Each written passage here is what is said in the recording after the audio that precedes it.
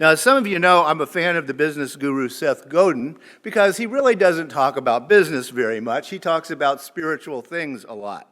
And here's something that he does in his presentations. You can participate or not, but he comes out and he asks people, he says, hold up your hand.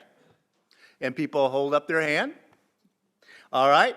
Then he says, hold it up higher. And that's his point. We hold back.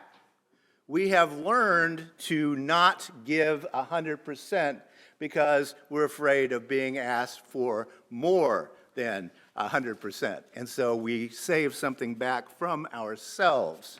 It's unconscious. You don't think about it. You've simply had that hammered into you by the culture itself. We're often fronting in anxiety about someone coming along and asking something of us that we don't know the answer to or we don't know how to do, something that we're not an expert at. And so we learn to front and to hold back.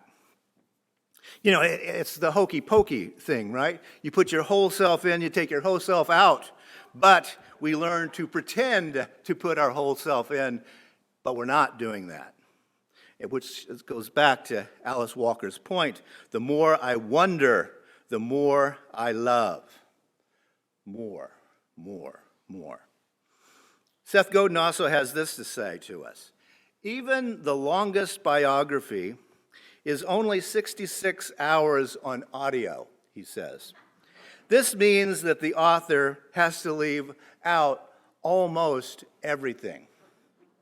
We write our own autobiography, he goes on to say, each day by deciding what to focus on, what to rehash, and what to worry about.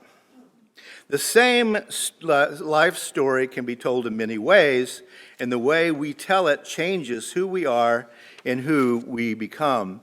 Who, he asks, is editing your version? How are those 66 hours of your audiobook obituary going to read? You decide. You decide. It's a very good question. Who is editing your story? Is it you with your whole self in, or are you holding something back, even unconsciously, because we learn to do that? Are you and I grabbing the wonder, or are we sheepishly leaving behind the last piece there because we just can't bring ourselves to be that big in life?